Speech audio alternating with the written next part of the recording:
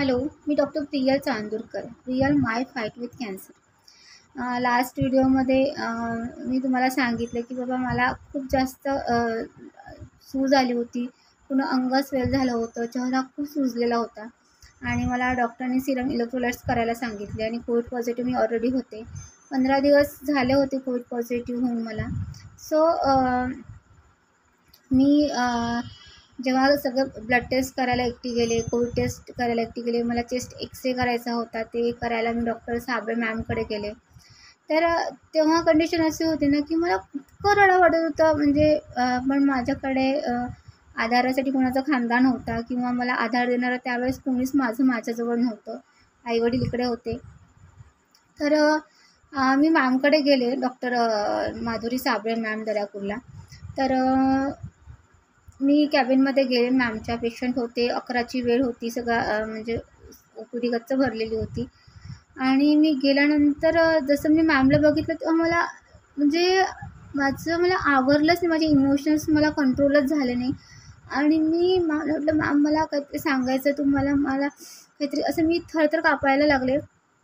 आणि मॅडमनी लगेच स्टाफला बाहेर पाठवलं आणि मी लिटरली मॅडमला एक घट्ट मिठी मारली आणि मी इतकी जोरजोराने मॅडमकडे रडायला लागले आणि त्यांना सांगितलं, मॅम मी माझं डायग्नोसिस असं झालं आहे म्हणून. आणि मॅडमलाही काही बोलणं सुचलं नाही. त्यांनी मला एकदम एक माझ्या डोक्यावरून एक मायेचा हात फिरवला, मला शांत केलं. आणि खरंच ती मिठी जी होती, जी झोपी मी मॅमला दिली ना, आणि एक त्यामध्ये ना एक हे होतं त्यावेळेस जे मला माझ्या आईचं प्रेम हवं होतं, मला माझ्या बहिणींचं प्रेम हवं होतं. म्हणजे तो एक आधार हवा होता मायेचा. ती जी ऊब हवी होती ती मला त्या दिवशी मॅडमकडनं मिळाली. आणि मी सगळं मोकळं मॅडमकडे झाले, रडून घेतलं, सगळं सांगून मोकळे झाले मनातलं. सो मॅडम मला म्हटलं, मी तुला किती दिवसाचं म्हणते प्रिय, की काय भाकरी थापायचंच काम करते का तू घरी? तू इकडे माझ्याकडे येत जा वगैरे. तर मी मॅमला बोलले, हो मॅम, मी तर माझं तर किती चालू होतं की बाबा मला प्रॅक्टिस करायची आहे आणि मी मॅमकडे जाते 2-3 तासासाठीच जाते, पण मला अलाउच केल्या गेलं नाही. आणि मग मॅम मला म्हटलं, की आजही तू एकटी आली, तू कोविड पॉझिटिव्ह आहेस, एवढं सगळं तुझं ऑपरेट झालेलं आहे आणि तू एकटी पायी सगळ्या गोष्टी करते आहेस, तो कुठे गेला? तर मी म्हटलं क्लिनिकला. तर मॅम म्हटल्या, की त्याने सोबत असायला पाहिजे होतं ना, त्याने सगळं करून मग क्लिनिकला जायचं असतं. तर मी म्हणजे माझ्याकडे काही बोलायला शब्दच नव्हते ना तेव्हा, आणि त्यांना एक ते कळून गेलं. सो म्हणजे तो क्षण मी अजूनही मला आठवतं, की मला कोणी नव्हतं तेव्हा, म्हणजे माझं सांत्वन करणारंही कोणी नव्हतं.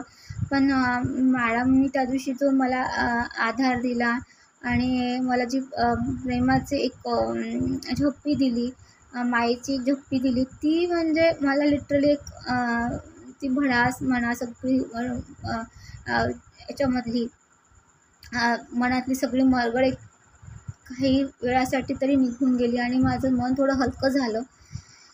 आणि असतात म्हणजे आपल्याला बरेच लोक जेव्हा आपलं कोणी नसतं किंवा त्या कठीण काळात आपली सगळी साथ सोडून देतात, तेव्हा खूप प्रेमाची लोक आपल्याला आधार देतात. आणि खरंच तो जो क्षण होता ना, जे मॅडमनी मला त्यावेळेस आधार दिला, तो मी अजूनही विसरू शकत नाही.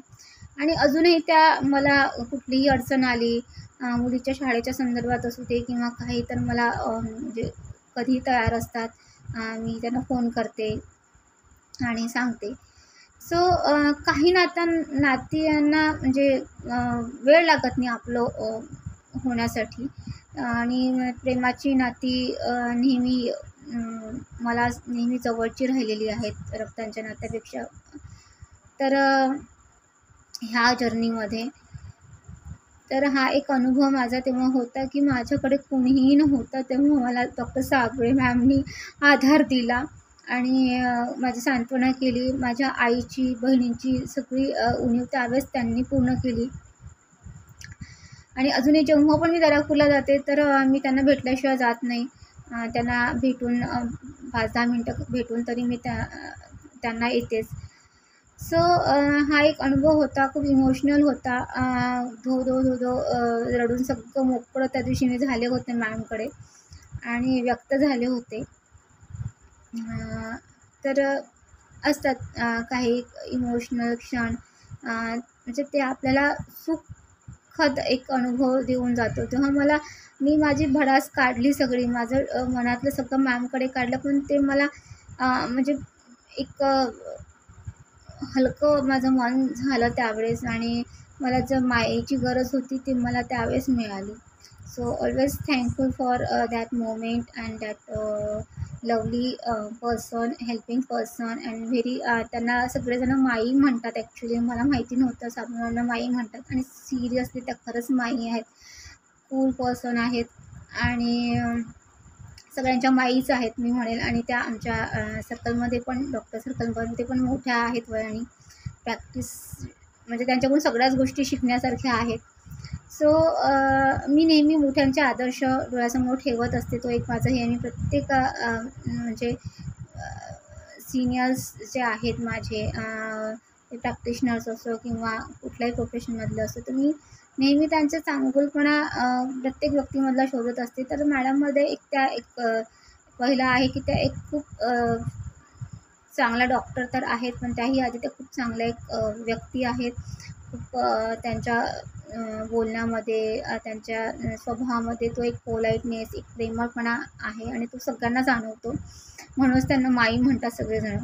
So thank you so much ma'am, मला त्यावेळेस आधार दिल्याबद्दल आणि अजूनही मला कुठलीही अडचण आली तर मला सपोर्ट करण्याबद्दल. Thank you.